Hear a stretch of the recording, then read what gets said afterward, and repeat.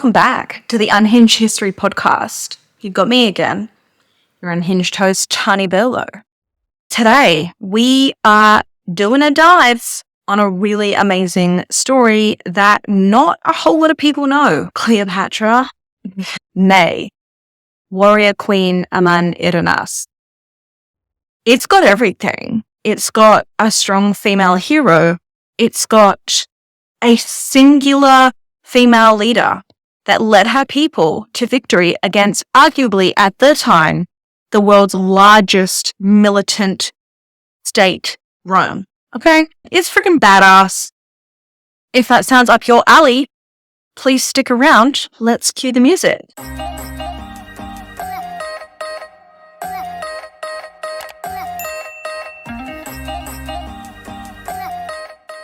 First and foremost, a quick disclaimer, as always. I myself am telling a story based on research from experts in this field. I myself am not an expert on 30th BCE Kingdom of Kush. For this episode, I have reached out to a PhD in the topic just to ensure that it's culturally appropriate for me to tell this story. I have the blessing. As always, citations will be below. Now, before we get going, I would like to thank the sponsor of today's video, being Caesar Arkham, a history-based jewelry business I hear has a really cool owner. Yeah, if you would like to support the channel, please go have a look, buy yourself something special, if that's up your alley. All right, let us begin. When we think about powerful female figures from history, unfortunately, what comes to mind might be some queens of Egypt, maybe some queens from the West. If your thoughts do go to Egypt, you're probably thinking of Nefertiti maybe, but probably more common is Cleopatra, unfortunately. Now, Cleopatra was the last Ptolemy pharaoh of Egypt, but Cleopatra's descent was not African. It was Macedonian/Persian. So when we're talking about powerful women figures from history, what I think we should be thinking of and whom we should be thinking of are the plethora, like I'm talking countless numbers of female leaders from the other areas of the continent. And in today's episode, we're going to tell the stories, okay? Cleopatra obviously is an important figure in history, but her approach to Rome was literally the opposite of the queen of the very powerful Kingdom of Kush. In ancient Nubia, Queen Amanirenas was ruling. Now, she came from a very long line of powerful leaders, and her kingdom, it was very normal for women to be queens. So they have a lot of incredible female queens as a history. About the Kingdom of Kush, that, again, thousands of years, that made a lasting impact on history as we know it today, is that women played an extremely important role in their society, hierarchy, management, politics. So, you're the queen of a kingdom that's been around for thousands and thousands of years. You have a legacy to uphold. And not only that, but the Kingdom of Kush, that is now modern-day Sudan, was the center of a trade route that linked to the Mediterranean and sub-Saharan Africa, right? So, the Kingdom of Kush was very wealthy, incredible architecture, very well off, okay? They had ivory, they had gold. And so when the Romans came into Egypt, they were like, we're taxing you guys. And Queen Amanirenas was like, do you know who I am? And clearly Rome was like, no, because she was like, then I'm going to show you who I am. So who was she? She was born into the royal family and she ascended to the throne after the death of her husband. So she made it through that. And she was a very strong and capable leader, revered by her people. Okay. Now, when in 24 BCE, Rome decides that, hey, everyone that's Nubian, you now have to pay Rome taxes. She's just, no, not going to happen. And Rome doesn't really like that because Rome is used to getting what they want. So anyway, unknown timeline organizes a raid, okay, to basically make her so clear that her people aren't paying taxes to the Romans, okay? So she organizes a raid and they go in and they take a statue's head. That statue head was of Emperor Augustus. They took the head, they took it back to the kingdom of Kush, and they buried it under their temple. Now that was a symbolic way of saying that they would not bow down to the rule of Rome. They would trample on them and they'll trample on their heads. Not even just in action, but like even in the spiritual, right? Which is all very important part of the story. And it worked. Which, anyway, I have ad-libbed there a little because there's not a whole lot of detail around it, but that did, the burying under the temple happened, okay? Which is important, like symbolically. So, after that, after the symbolic and bold act against Rome's imperialistic mentality, Rome was unimpressed, obviously. Rome did what they thought they were really good at. They were good at. Rome decided to conquer. They were like, you won't pay the taxes. Too bad, we're sending an army of 30,000 soldiers. And Queen Amanirenas was like, bring it on. So they were not intimidated by some Romans, outnumbered. 3-1. 3-1 outnumbered. Amanirenas rallies her troops, leads them into the battle against the Roman forces. Like they came from this, they've been there thousands of years. They know their environment. They know how to fight to their environment because they're from there. So Amanirenas rallies her troops, leads them into the battle against the Roman forces. She leads, like she's the one up front, right? And their army fought really ferociously to the point where the Romans were inflicted with huge amounts of casualties. Keep in mind too, in the kingdom of Kush, archery was they were expert archers, okay? But I forgot to mention this, but like to the point where the Egyptians referred to the kingdom of Kush as Taseti, which means the land of bows. So archery they were extremely good at it. Now, despite Amanirenas and her army inflicting great casualties upon the Roman forces, again, they had 3 times the amount of soldiers, so they didn't completely defeat them in one skirmish, one battle.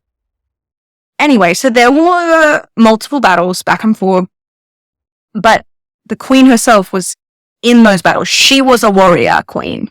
She fought with her people, which is important because in comparison, like not a lot of rulers in general would be the one literally leading their people into battle. She was. That's important to know. In one battle, she was injured in her eye. And that is depicted in the Roman version of things and also in depictions of her, like carvings and whatnot, that have been found in modern times. So she lost her eye. That didn't stop her. She passed over and continued because she had fierce determination and she refused to back down. So, basically, Amanirenas cleverly retreated. The Romans took over a stronghold, so they made some ground. But turns out Romans have no idea how to live in this part of the African continent. Shocker there. So, with strategy, she withdraws her troops back into the city. And the Romans only get so far. They take a stronghold, and then they send out some soldiers, and there's skirmishes, and that goes on for 2 whole years.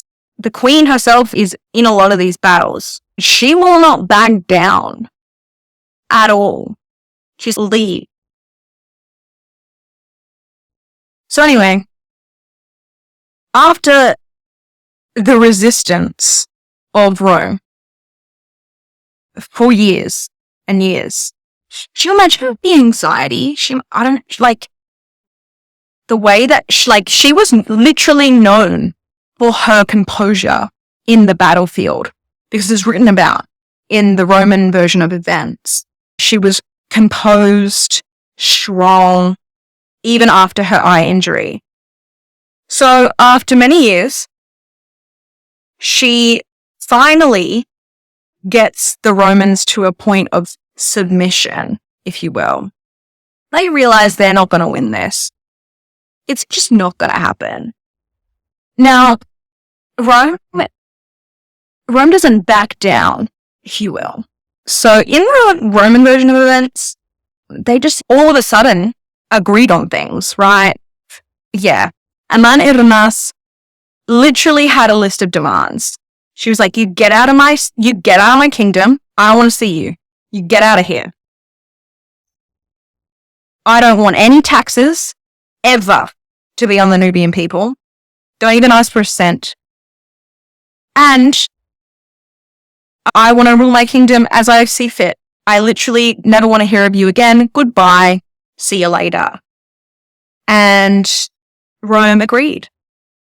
That's right. They agreed to all of her demands, which were huge, by the way. Like that, big demands.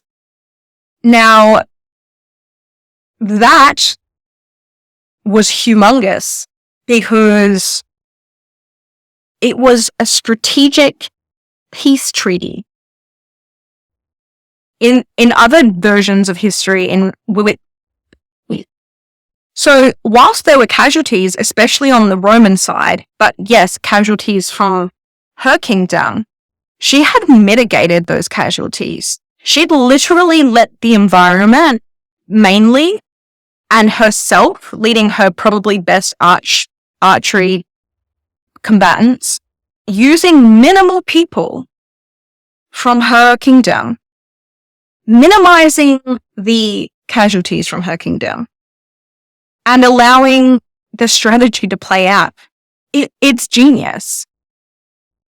And then ends up with a peace treaty with all of her demands met.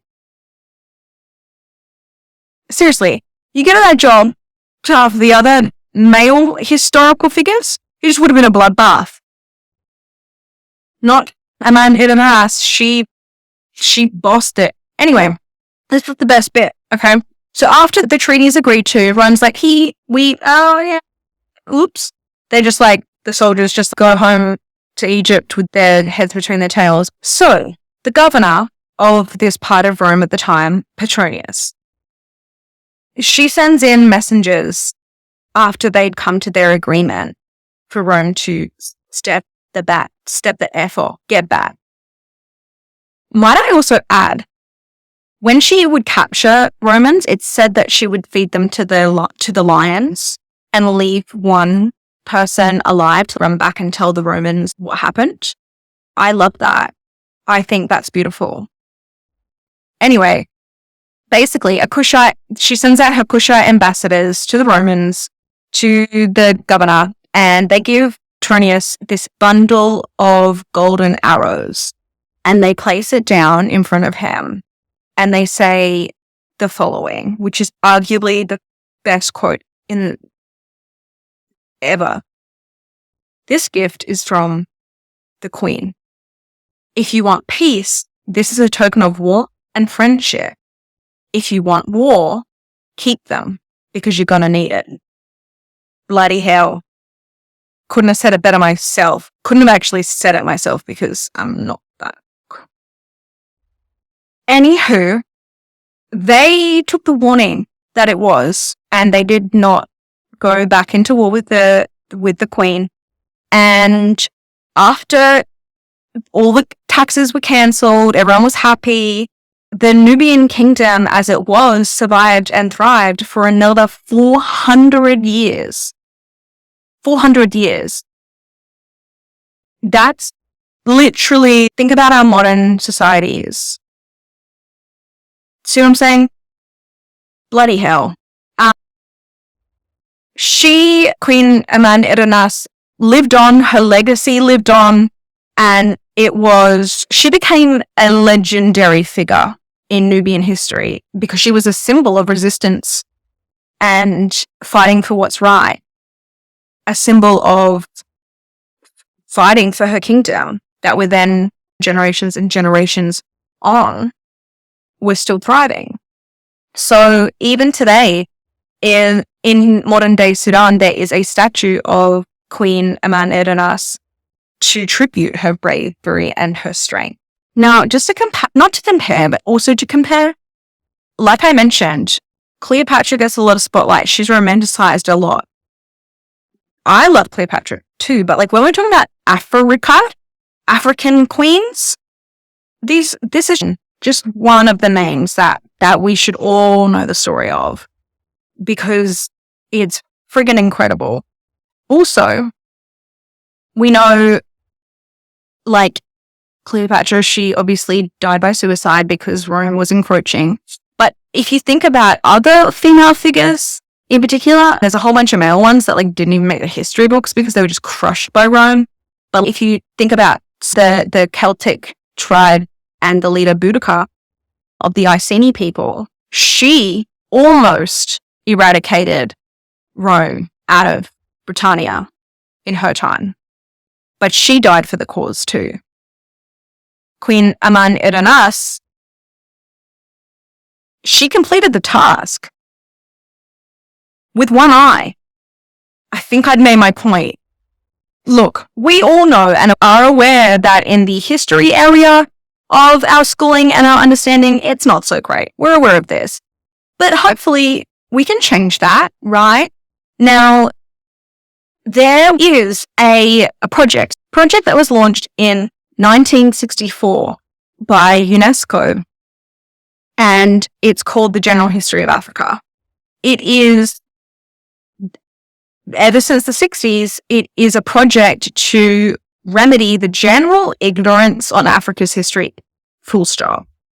The challenge of reconstructing Africa's history and freeing it from racial prejudices, like from the whole slave trade and colonization and that perspective of Africa's history, and actually bringing out these stories of the incredible history and rich history at that in the continent.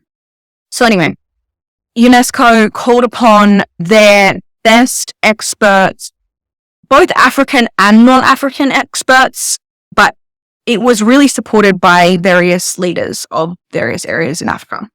And they've been working, there'd be way more than this now, 230 historians and other specialists, including archaeologists, have overseen the International Scientific Committee, and that committee is 2/3 African-born individuals. So the general history of Africa, I think they're up to the 9th volume now. Now, this story that I just told is in the General History of Africa, Volume 2, I believe. Yeah. Volume 2.